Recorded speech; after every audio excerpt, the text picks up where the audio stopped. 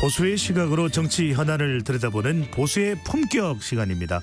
오늘은 김용남 전 의원과 함께하겠습니다. 어서 오십시오. 네, 안녕하세요. 김용남입니다. 오늘 네. 좀 품격 있게 해야겠군요. 아, 품격 있게요. 보수의 품격이니까. 네. 코너 이름이. 스스로는 뭐 품격을 갖추고 있다고 생각을 하시는지. 노력하고 있습니다. 네. 네. 배종찬의 시사본부가 상당히 좀 수준이 높은 라디오 프로그램이라는 건 일찍이 알고 계시죠? 예, 수준에 맞춰 드릴게요. 알겠습니다. 네. 자, 서울 강서구청장 보궐선거 이후에 수도권 민심부터 여쭤보겠습니다. 지역구가 또 수원이니까 수도권이라고 볼 수 있겠네요. 그럼요. 수도권의 한 중심에 있죠. 네, 지역구이셨던 곳이 바로 또 경기도입니다. 자, 스타 장관들 이야기부터를 이제 또 좀 이따가 다뤄볼 텐데, 자, 일단 수도권 민심 어떻게 보십니까? 이뇨한 혁신위원장도 수도권 이야기, 또 김기현 대표는 본인의 지역구는 울산이지만 김포시 서울 편입 등 또 수도권 이야기. 뭐 수원도 서울시 편입에 관심이 있는지는 모르겠습니다만 이런 일련의 움직임 어떻게 보십니까? 수도권이 계속 얘기가 나올 수밖에 없는 것은 이제 140여일 남은 총선에서 수도권이 지역구의 거의 절반 정도를 차지하죠. 선거구 획정이 아직 안 됐습니다만 지난 총선 기준으로는 121석이 수도권의 의석이잖아요. 그러니까 253석 중에 거의 절반 가까이는 수도권에 있는 것인데 네. 국민의힘은 지난 총선에서는 수도권에서 참패를 했단 말이죠. 그리고 10월 11일 강서구청장 보궐선거에서 17% 이상 큰 차이로 뭐 졌어요. 그러다 보니까 지금 비상이 걸린 상황인데 이뇨한 혁신위원장이 뜨면서 조금씩은 지지율이 회복되고 있는 것으로 보입니다.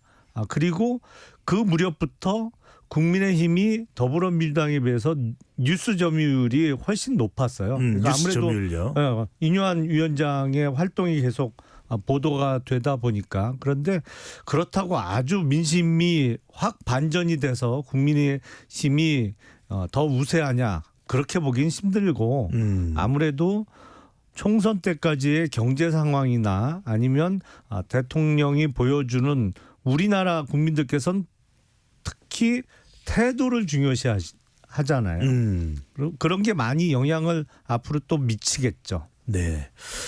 자, 그런 선거에 중요한 것이 또 이제 인물입니다. 뭐 우리 김용남 전 의원도 계시지만 한동훈 장관입니다. 한동훈 장관이 김용남 전 의원의 또 대학 후배이기도 하죠.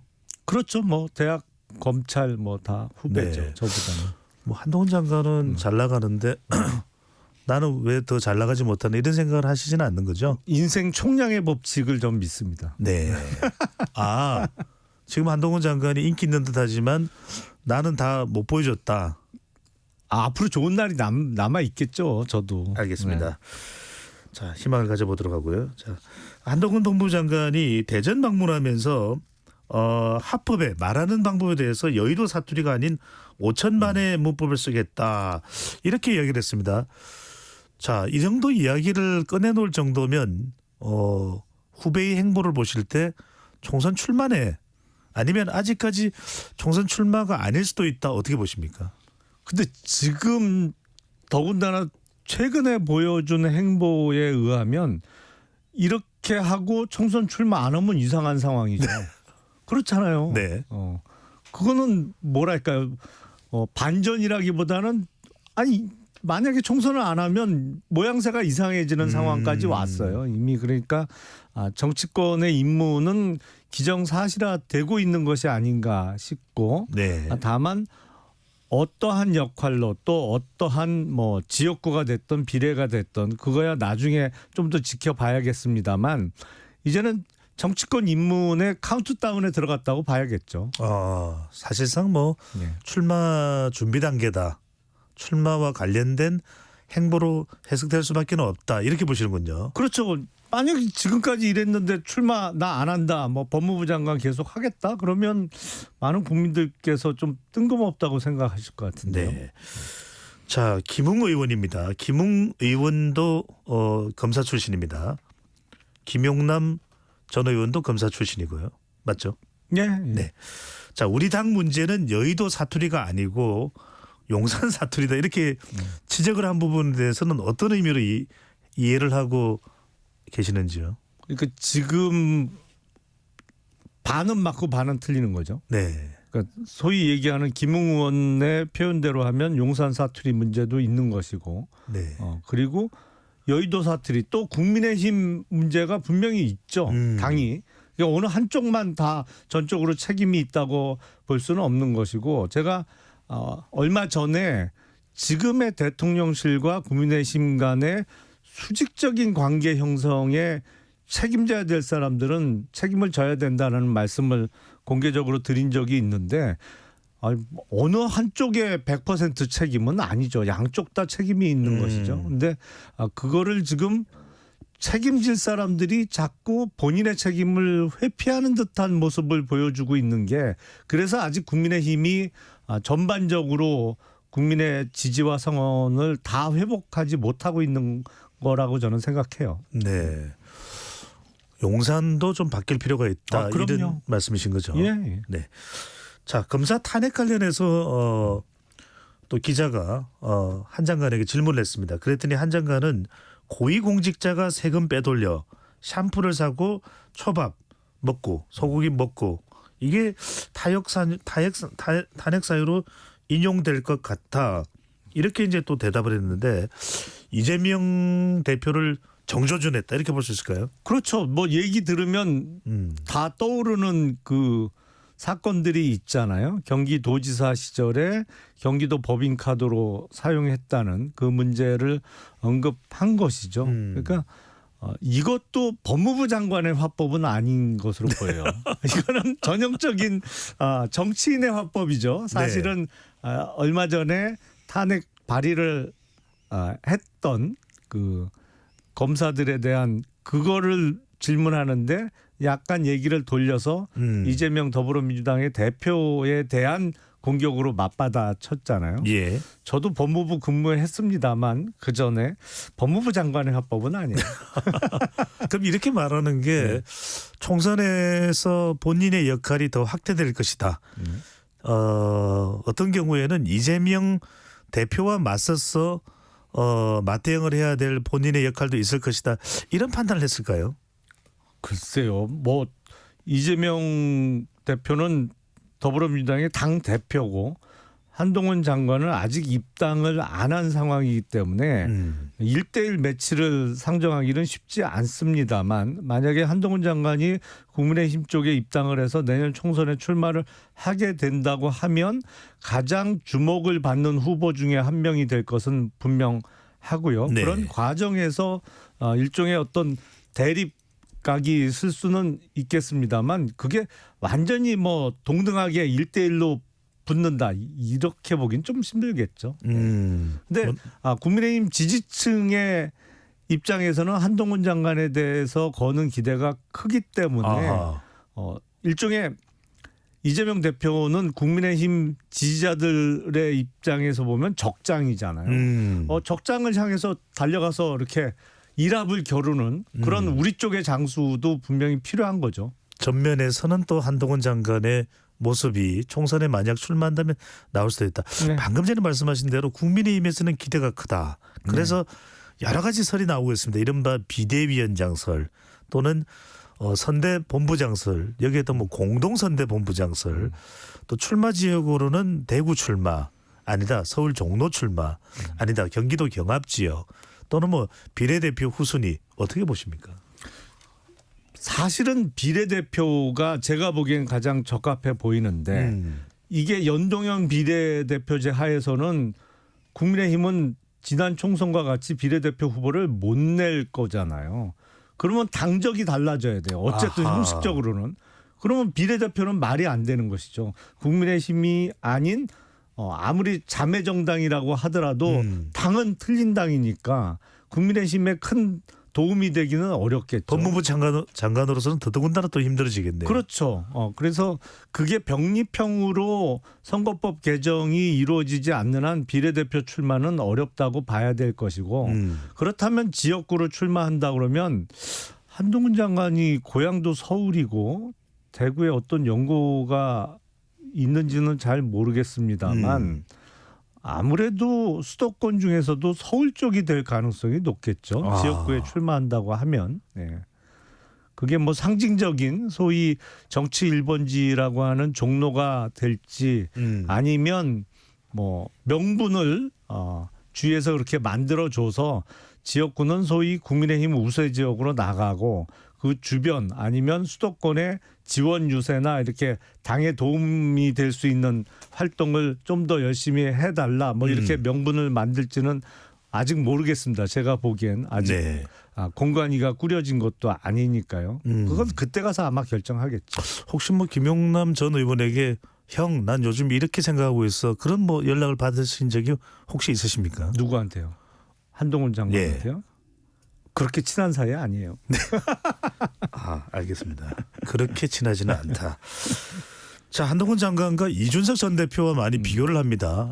이준석 전 대표가 이제 신당 돌풍을 일으키고 있는데 한동훈 장관이 이렇게 조기에 뭐 출마 여부와는 상관없이 전국적인 행보를 하는 이유가 뭐냐? 이준석 전 대표의 돌풍을 좀 잠재우기 위해서다. 그래서 일부 빅데이터 내용에서는 그런 효과도 있는 것 같다라는 지적이 나오는데 이준석 전 대표와 한동훈 장관의 비교, 누구의 경쟁력이 더 낫느냐? 이준석 전 대표가 신당을 만들면 이제 지지층 누수가 생기는데 그것을 보완할 수 있는 구원투수로 한동훈 장관이 필요했다. 이런 분석과 해석에 대해서는 어떻게 보십니까? 제가 보기에는 소위 이준석 신당이 생겨난다면 이준석 신당하고 국민의힘은 정확하게 역의 상관관계에 있습니다. 그러니까 국민의힘이 좋아지면 이준석 신당은 꺼질 수밖에 없고요. 예. 국민의힘이 뭐 공천 과정이나 이런 데서 파열음이 나고 국민들이 보시기에 눈살을 찌푸릴 수밖에 없는 뭐 소위 내려 꽂는 공천 이런 게 벌어지는 상황이 오면 이준석 신당은 확 뜰 거고요.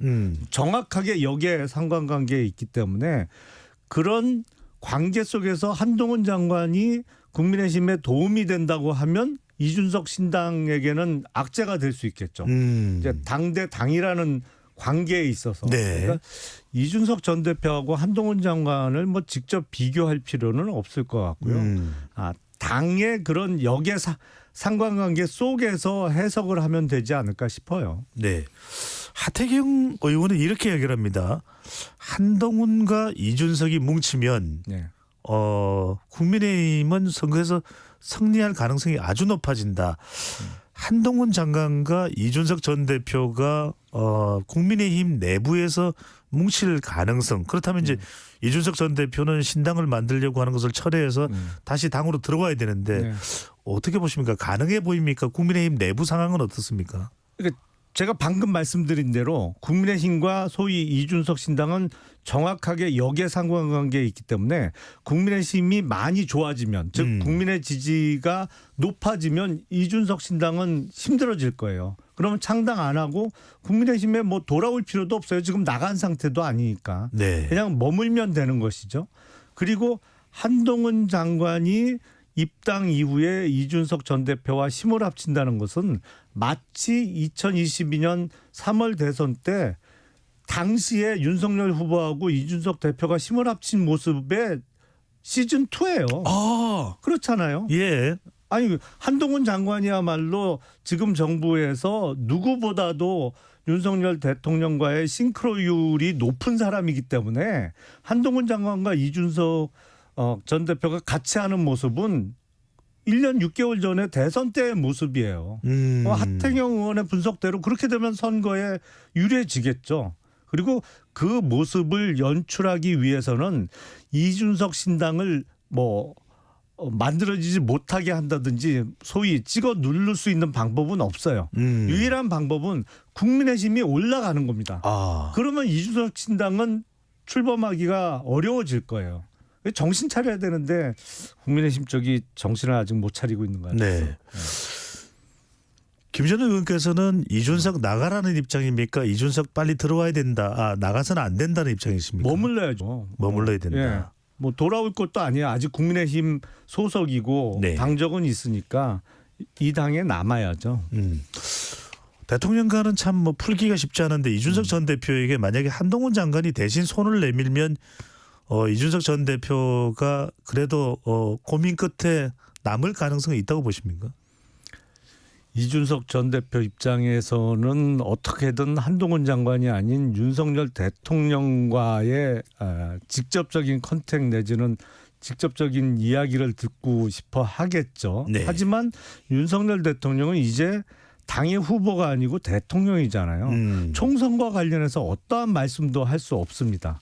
그러니까 한동훈 장관이 내미는 손은 윤석열 대통령이 내미는 손이라고 봐도 되겠죠. 그러니까 이준석 전 대표 입장에서 뭐 같은 거다, 같은 의미다 이렇게 이해한다면 가능한 시나리오가 되겠죠. 네. 원희룡 장관 이야기 좀 해보겠습니다. 원희룡 장관 지금 거론되고 있는 보도 내용은 이재명 대표와 맞대결을 할 가능성이 상당히 높다. 예. 지금 또 오늘 공교롭게도 우리가 다루고 있는 인물이 김영남 전 의원과는 또 인연이 다 있네요. 원희룡 장관도 그러네요. 다 있네요. 서울대법대 선배고 또 검사 출신입니다. 사법연수원은 저하고 동기예요. 원희룡 장관하고 저하고 연수원 동기예요. 지금 사실 빨리 된 걸 강조하시는 건가요? 아니 연수원 동기라는 인연을 빠뜨리시는 것 같아서. 알겠습니다. 네. 그 점 빠뜨리지 않도록 하고요. 자, 이게 당내에서는 원희룡 이재명 맞대결 상당히 좀 가능성을 높게 점치고 있나요? 어떤가요?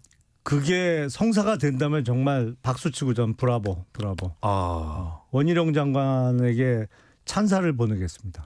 참 쉽지 않은 선거가 될 텐데 그렇죠. 원 장관에게는 어떤 이익이 있을까요? 정치적으로. 우선 지금 당내 상황을 보면요. 인요한 혁신위원장이 대통령을 사랑한다면 희생해라 라고 하면서 당 지도부, 친윤 의원 그리고 영남 중진들에게 불출마 또는 험지 출마를 요구를 했어요. 근데 이게 메아리 없는 외침이 돼버렸잖아요. 아무도 화답하지 않았어요. 서먹서먹한 그 지금 분위기와 어색한 침묵이 흐르고 있는 상황이죠. 거의 시베리아 들판이라고 봐야겠네요. 그렇죠. 네. 아무도 나서지 않고 있어요. 그러면 자칫 잘못하면 뭐가 되냐면 당내에 아니 그러면 윤석열 대통령을 사랑하는 사람이 아무도 없어? 이런 이상한 결론이 날 수도 있잖아요. 예. 누군가는 화답을 해줘야 됩니다. 물론 저라도 하고 싶은데 저는 그런 만한 위치에 있지 않잖아요. 뭐 제가 갖고 있는 것도 없고 제 네. 지역구가 그렇게 아주 좋은 지역구도 아니고 나는 아니다. 누군가는 네. 화답을 해줘야 되는데 책임 있는 분들이 다 침묵하고 있거든요. 여기서 이 어색한 침묵을 깨줄 사람이 내각에서라도 나와야 되는 상황이에요. 원희룡 장관이 정말 인천 계양을에서 이재명 대표와 내년 총선에 붙는다면 지금 얼음 상태인 거를 얼음 땡을 해주는 거죠. 이제 다 움직여. 가만 있을 거야? 원희룡 장관이 이렇게까지 솔선수범하는데 다 꼼짝 않고 얼음하고 있을 거야? 이거 땡을 치는 거죠. 박수 쳐주고 싶어요. 정치적으로는 원 장관에게는 뭐 결과는 알 수 없습니다만 지든 이기든 반전의 승부처가 될 수 있다는 의미네요. 그렇죠. 일단 체급 자체가 지금도 절대로 낮은 체급은 아닙니다만 대선 주자급으로 더 확실히 자리를 굳힐 수 있는 거고요. 네. 지금 내년 총선에 그 의미는 이런 거잖아요. 만약에 국민의힘이 강서구청장 선거 결과처럼 수도권에서 막 참패하고 의석이 얼마까지 쪼그라들지 모르겠습니다.만 총선에서 참패한다 그러면 국민의힘 소속 지금 장관이 됐던 누구도 미래를 보장할 수 없어요. 네. 근데 솔선수범해서 총선 승리에 저 사람이 저렇게 희생을 해서 총선에 큰 도움이 됐지. 그래서 국민의힘이 일당이 됐고 뭐 욕심을 아주 부려서 과반 의석까지 확보를 한다. 네. 그러면 당내에서 그 사람이 2027년 대선 주자가 될 수밖에 없는 거죠. 원 장관으로서는 대선 후보로 발돋움할 수 있는 예. 기회가 될 것이다. 이런 그럼요. 말씀 주시는데 원희룡 장관 출마 관련해서는 굉장히 세심한 분석을 하셨습니다. 항상 세심합니다. 네. 저는. 네. 자, 그런데 지금 남 이야기가 중요한 게 아닙니다. 본인 이야기입니다. 제 이야기요. 자, 대통령실 참모들도 이제 총선에 나서게 될 텐데 김은혜 홍보수석의 출마 지역으로 자, 분당갑도 있지만 수원병이 거론되네요. 수원병은 김영남 전 의원, 오늘 출연한 김영남 전 의원의 지역구였기도 했는데 상당히 머리가 좀 복잡하실 것 같아요. 원래는 이제 분당을이 거론됐죠. 네. 김은혜 의원은 분당을이 계속 거론되다가 최근에 수원병 아니면 뭐 수원 얘기도 나오고 있는데 공교롭게 바로 1년 전 지방선거에 저는 수원시장 후보로 예. 김은혜 수석은 경기도지사 후보로 일종의 런닝메이트 비슷하게 같이 뛰었잖아요. 아, 그때는 좋았었는데 이렇게 되네요. 아니 근데 성적표가 1년 전 성적표가 있는 거죠. 네. 그러니까 수원병을 보면 득표에서 김은혜 후보가 민주당 후보에 대해서 한 980표 정도 이겼어요. 저는 3,650표 이겼습니다. 아, 그러니까 뭐 한 2,700여 표 더 제가 표를 받았죠. 물론 저도 수원 전체에서는 아주 아슬아슬하게 떨어지고 김은혜 수석도 경기도지사 선거에서 아슬아슬하게 졌어요. 하지만 수원병 아니면 수원 전체를 놓고 보더라도 경쟁력은 제가 더 있는 거죠. 근데 참 수원병 얘기가 왜 나오는지 저는 도대체 이해할 수가 없는데 아니 방금 말씀드린 대로 한 사람은 수원시장 후보로 한 사람은 경기도지사 후보로 작년에 같이 뛰었는데 지금 국민의힘 쪽에 수도권에 후보가 넘쳐나고 있는 상황이 전혀 아니거든요. 후보가 모자라요. 경쟁력 있는 후보를 찾기가 어려운 상황이고 수도권 어디를 보더라도 사실은 아주 극히 뭐 서울의 강남 상고 경기도의 분당 빼고는 나머지 쉽지 않은 곳이거든요. 험지거든요. 아니 굳이 뭐 저하고 김은혜 수석이 국회의원 같은 선거구에서 공천을 놓고 경쟁할 필요가 있을까 싶은데 내전을 벌릴 일이 아니다. 모르겠어요. 저는 이제 수원병이 수원 8달구거든요. 네. 저는 수원 8달구에서 초중고도 다 나왔고 지금도 살고 있고 뭐 여기서 선거도 여러 번 치렀고 물론 뭐 한 번 당선되고 나머지는 떨어졌습니다만 작년에 나왔던 지방선거에서 보여준 성적표도 있고 해서 글쎄요 그걸 당에서 저하고 김은혜 수석을 꼭 경쟁하는 관계로 만들까 그런 의문이 들죠. 물론 네. 뭐 선택은 후보가 되고자 하는 사람의 선택이 먼저 이루어지는 거니까 나중에 당에서 조정을 하더라도 그건 후순위고 김은혜 수석이 어떤 선택을 할지는 두고 봐야겠죠. 김 전 의원 마음은 김은혜 수석을 좀 다른 지역구로 안내하고 싶다 이런 말씀이시네요. 아니 오시겠다 그러면 뭐 그거를 어떻게 거부할 방법은 없습니다만 네. 국민의힘이 지금 그럴 상황은 아니거든요. 이게 선거를 좀 이해하고 선거 전략을 짠다고 하면 저하고 김은혜 수석이 충돌하는 상황을 만들지는 않을 것 같아요. 적어도 머리가 있는 당 지도부라면. 네.